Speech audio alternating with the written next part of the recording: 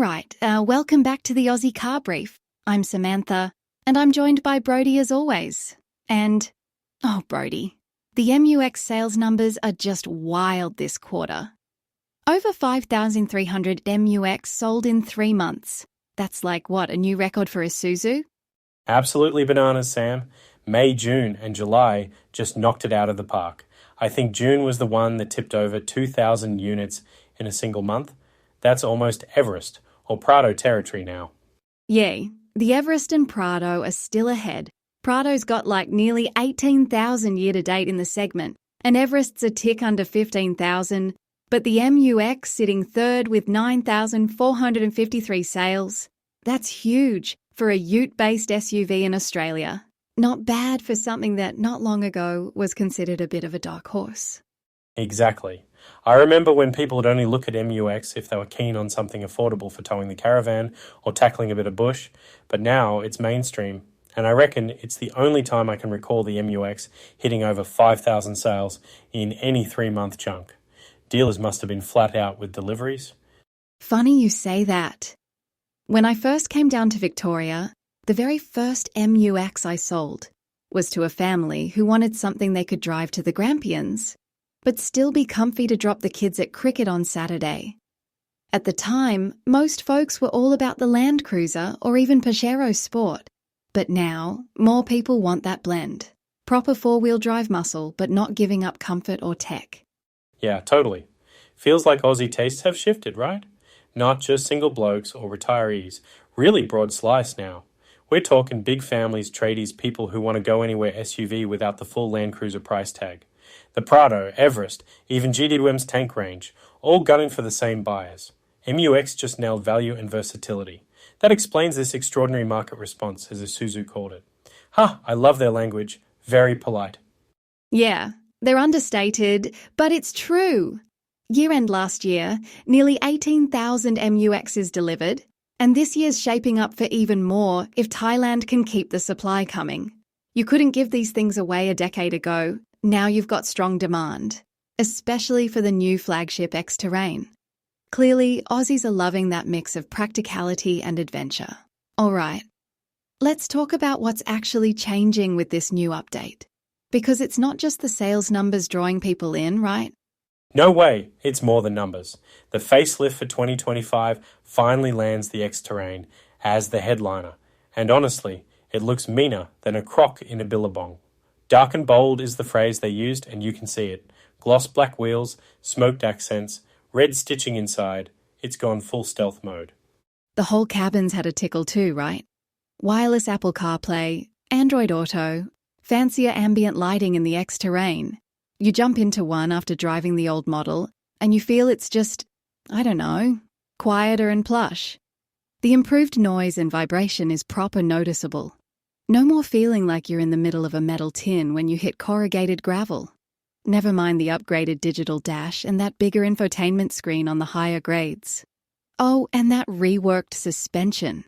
Yeah, the dampers are bigger now, 6.6% larger pistons, if you're into the engineering side, and it genuinely feels less floaty over rough roads. And gotta mention off-road kit. Rough terrain mode is smarter, now playing nicely with the rear diff lock. Plus, there's 235mm of ground clearance and that 800mm weighting depth, which, mate, you want to talk real world? I had this customer, let's call him Mick, true blue type.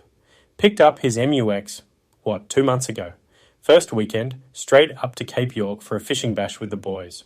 He sent me pics of it, halfway through a river, water up to the doors, rods poking out the back window. Didn't miss a beat, and he reckons the traction tech made him feel like a pro, even though he's a weekend warrior at best. That's the thing. People buy this stuff because they want capability, but also not to be stressed wrangling buttons on a mud track.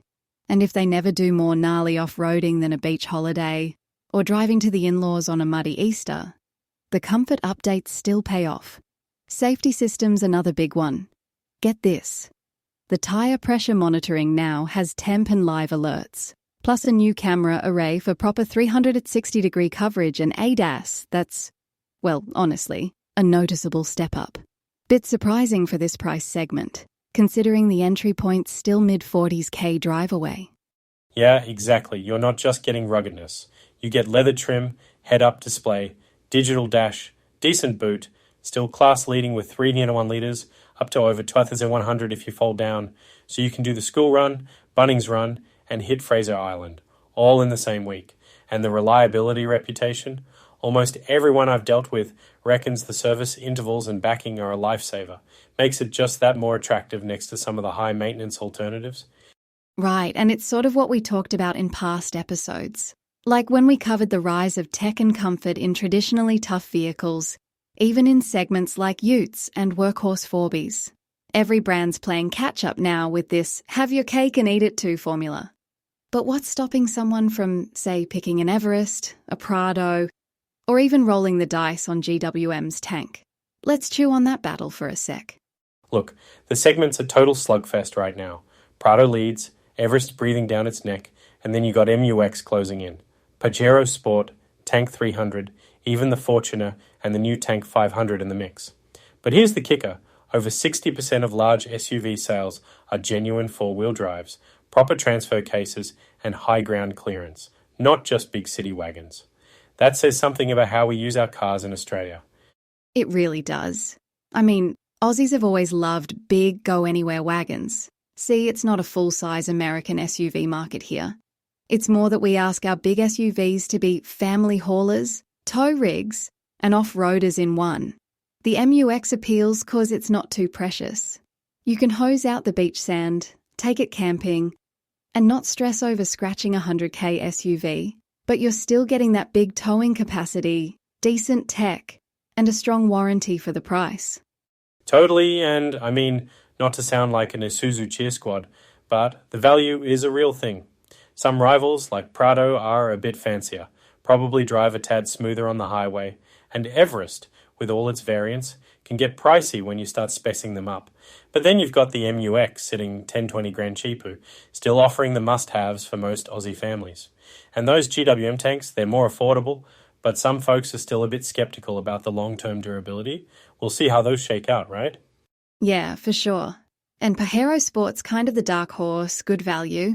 Just a little dated tech-wise now. I think people are starting to focus more on after-sales support, service networks, real-world running costs, which, honestly, Isuzu's nailed over the years. But there's still a lot of choice, and buyers are informed. We've had more customers compare specs in detail in the past year than I remember in ages. And the segment's evolving so fast. Last year we were all talking hybrids and future-proofing. Now it's back to who can actually get the family out to a muddy campsite and haul a trailer without a fuss. The numbers don't lie. 83,000 plus large SUVs sold YTD. Over half are proper four-wheel drives. So the appetite for versatility is only going up. The big battle right now is all about who can balance every one of those asks for Aussie buyers. MU-X is killing it, but Ford, Toyota, even the new Chinese stuff will keep everyone on their toes. Couldn't have said it better myself. And I think, as we've seen in so many segments we've covered, be it the luxury SUVs, EVs, or hybrids, Aussies are never going to settle for just one thing. They want all-rounders. So thanks for tuning in to the Aussie Car Brief. Hope you found our MU-X deep dive useful. And stick with us as we keep tracking all the big battles in Australia's car market. Brody, as always, been a pleasure. Right back at you, Sam. Catch you next time, folks. And don't be shy with your own adventure SUV stories. See ya.